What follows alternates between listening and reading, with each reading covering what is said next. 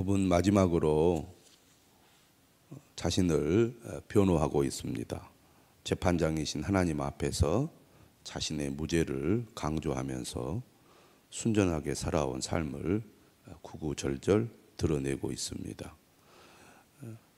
욥의 긴 발언이 무죄 소약으로 막을 내리는데요. 어제에 이어서 오늘은 6가지에 대해서 말씀을 하고 있습니다. 24절이죠. 만일 내가 내 소망을 금에다 두고 순금에게 너는 내 의뢰하는 바라 하였다면, 만일 재물의 풍부함과 손으로 얻은 것이 많음으로 기뻐하였다면. 욥은 재물의 소망을 두지 않았음을 분명하게 고백하고 있습니다. 욥은 누구보다 많은 재산과 재물을 소유한 사람이었습니다. 하지만 그는 오늘 하나님 앞에 나는 재물에 소망을 두지 않고 살았습니다. 재물에 소망을 두는 것이 우상 숭배죠. 하나님의 자리에 재물을 두는 것이 하나님 앞에 큰 죄라는 것을 욥은 잘 알고 있었습니다. 오늘 우리도 세상을 살아가다 보면 재물이 우리에게 하나님의 자리를 차지하게 할 때가 많습니다. 인간의 욕심은 끝이 없고 또 반대로 인간의 불안도 끝이 없습니다. 사람이 불안하다 보면 재물에 소망을 두게 되고, 또 욕심이 많을수록 재물에 소망을 두게 되죠. 없으면 없는 대로 재물을 의지하고, 가지면 가진 대로 재물을 더 의지합니다. 욥은 자신이 아무것도 없이 출발할 때나 또 너무 많이 가져서 풍부할 때나 변함없이 자신은 재물에 소망을 두거나 재물이 많다고 그것으로 인하여 기뻐하지 않았다고 고백하고 있습니다. 26절은 해와 달을 숭배하는 삶을 자신이 살지 않았다고 말하죠. 만일 해가 빛남과 달이 밝게 뜬 것을 보고 내 마음이 슬며시 유혹되어 내 손에 입맞추었다면, 천체 숭배 신앙, 우상 숭배하는 삶을 그는 살지 않았다는 것입니다. 우리가 하나님의 말씀에 깊이 뿌리 내리지 못하면 우리가 모르거나 또 불확실한 것에 대해서 무엇인가를 의지하고 의존하려는 경향을 갖게 됩니다. 다시 말하면 미신적인 삶, 또 미신적인 신앙생활을 할 때가 있죠. 우리 마음속에 이러한 경향성이 다 있습니다. 심지어는 교회를 다니고 하나님을 믿는다고 하면서도 은근히 미신적인 사고와 생각을 가지고 신앙생활을 할 때가 있거든요. 그만큼 인간의 삶에 우상 숭배나 미신을 숭배하는 삶이 우리도 모르는 사이에 깊이 뿌리 내려 있기 때문에 우리가 철저히 하나님의 말씀을 따라서 점검하지 않으면 나도 모르는 사이에 미신적인 신앙생활 하는 경우가 있습니다. 또 그런 유혹을 받게 되죠. 교회를 다닌 사람들이 무엇인가 잘 안 되고 힘들면 점을 치러 간다든지 사주를 본다든지 이런 행위들을 하는 것을 보면 얼마나 우리가 이런 미신에 쉽게 유혹을 받는지 잘 알 수가 있습니다. 철저히 하나님의 말씀을 중심으로 말씀에 근거한 신앙생활을 하려는 의지와 노력을 우리가 기울이지 않으면 나도 모르는 사이에 세상을 살아가면서 세상 사람들의 영향을 받게 되어 있죠. 욥은 이러한 미신 또 천체 숭배와 같은 우상 숭배를 결코 하지 않았다고 고백하고 있습니다. 자신은 조목조목 자신의 무죄함을 하나님 앞에 강조하고 있는 것이죠. 그러니까 그는 고난 가운데서 자신의 삶을 일일이 점검했던 것 같습니다. 우리가 욥을 기억을 해보면 욥이 하나님 앞에 온전한 삶을 살아갈 때 자신의 자녀들을 어떻게 다루었는지를 기억하고 있습니다. 자녀들이 잔치를 벌이고 났을 때 혹시 마음으로 하나님께 죄를 범하지 않았을까 염려하여 자녀들을 한 사람 한 사람 따로 불러다가 자녀들을 위해서 번제물을 하나님께 올리지 않았습니까? 그만큼 행동으로 짓는 죄뿐만 아니라 마음으로 짓는 죄에 대해서까지 욥은 철저히 자신의 삶을 돌아봤다는 것입니다.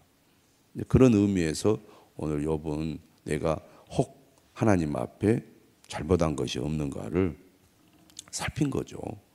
그런데 아무리 자신이 깊이 또 삶의 여러 부분들을 점검해 보아도 하나님 앞에 이렇게 이유 없는 고난을 당할 그 원인을 그는 발견하지 못하고 있는 것입니다. 29절이죠. 내가 언제 나를 미워하는 자의 멸망을 기뻐하고 내가 재난을 당함으로 그가 재난을 당함으로 즐거워하였던가. 사람은 감정을 가지고 있습니다. 나에게 잘해주는 사람에게 나도 잘하고 나에게 잘못하는 사람에게 나도 똑같이 그에게 잘 대하지 않게 됩니다. 그런데 우리가 살아가다 보면 다른 사람들로부터 미움을 받을 때가 있고 다른 사람들이 나에게 아주 악한 행동을 할 때도 있습니다. 그러면 당연히 우리도 똑같은 감정이 생겨서 안갚음을 해주고 싶은 것이 인지상정입니다. 그런 하나님은 그러한 삶을 살아서는 안 된다고 가르치고 있고 또 우리는 분명히 말씀을 통해서 그것이 옳지 않다는 것을 알고 있습니다.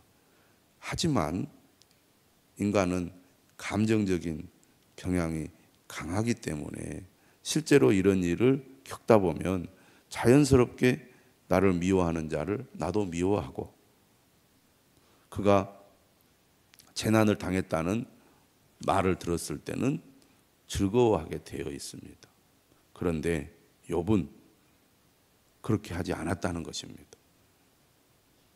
다시 말하면 인간의 본성을 거슬러서 하나님의 말씀을 순종했다는 얘기죠. 예수님께서도 원수를 사랑하라 분명하게 우리에게 가르치고 있습니다.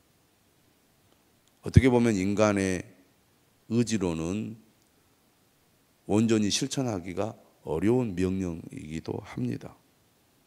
그런데 우리는 성령의 인도하심을 따라 또 우리 안에 계신 성령님의 능력으로 말미암아 원수를 사랑하는 삶을 실천할 수 있다는 것을 잘 알고 있습니다.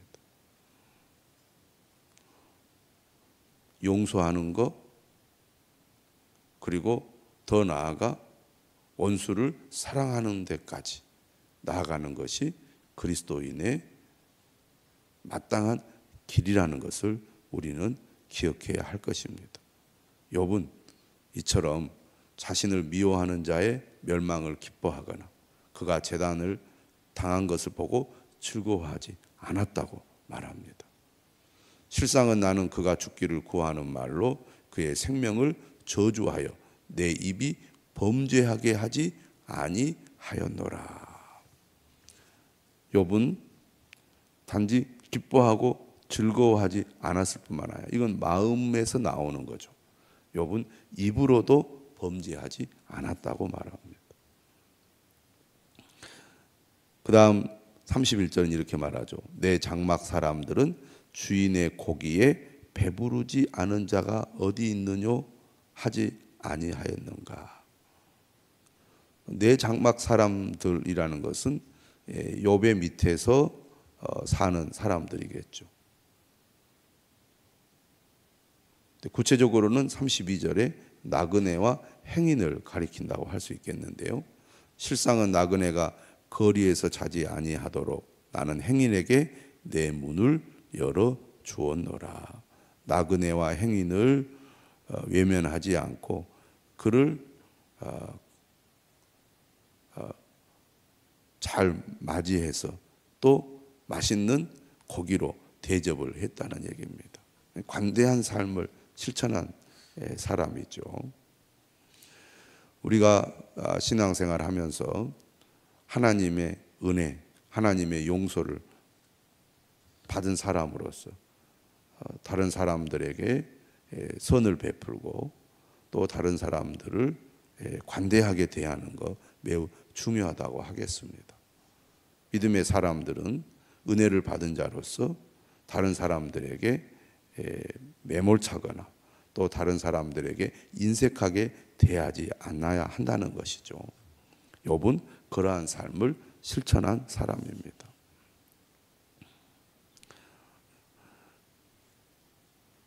헛된 것에 마음을 두지 않고 또 마음에 악한 생각을 하지 않고 또 행동으로 다른 사람들에게 선을 베푸는 삶. 욥은 하나님의 말씀을 따라 온전한 삶을 살기 위해서 힘쓴 사람이었습니다. 뿐만 아니라 33절에 보면 내가 언제 다른 사람처럼 내 악행을 숨긴 일이 있거나 나의 죄악을 나의 품에 감추었으며 내가 언제 큰 무리와 여러 종족의 수모가 두려워서 대문 밖으로 나가지 못하고 잠잠하였던가. 죄를 숨긴 적이 없다는 얘기입니다. 그는 항상 진실하게 행동했다는 것이죠.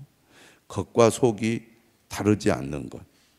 남들이 볼 때는 괜찮은 사람처럼 보이지만 남들이 보이지 않는 곳에서는 악을 행하는 사람.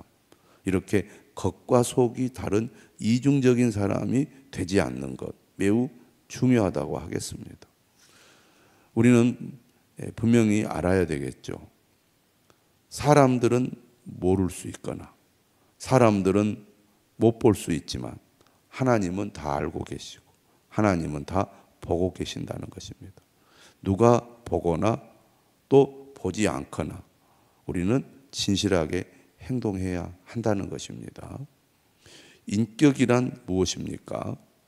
남이 보지 않는 곳에서 나의 모습이 진정한 인격이라는 것이죠. 사람들은 또 체면이라는 것이 있고 남들에게 자신을 좋게 보이려고 하는 마음이 있기 때문에 남들이 보는 데서는 선하게 행동하려고 하지만 남들이 보지 않는 곳에서는 아무렇게나 하려는 경향이 있지 않습니까? 물론 편하게 자연스럽게 있는 것과는 또 다른 문제입니다. 혼자 있을 때 악한 생각을 하고 악한 행동을 하는 것과 남들이 있을 때는 그러한 것을 감추는 것, 이런 이중적인 행동을 해서는 안 된다는 것. 욥은 그러한 삶을 살았던 사람입니다. 그래서 이렇게 얘기하죠. 35절에 누구든지 나의 변명을 들어다오. 나의 서명이 여기 있으니 전능자가 내게 대답하시기를 바라노라. 나는 죄를 숨긴 일이 없다는 겁니다. 나는 떳떳하다는 것입니다. 나를 고발하는 자가 있다면 그에게 고소장을 쓰게 하라. 내가 정말 잘못한 것이 있다면 고소장을 써서 나를 고발하라는 거죠. 그는 전혀 남을 속이거나 남이 모르는 죄를 짓지 않았다라고 자부하고 있습니다. 나는 내가 어떻게 살아왔는지, 어떻게 행동했는지를 자세히 구체적으로 얘기할 수 있다라고 얘기합니다. 마지막으로 38절 이하의 말씀입니다.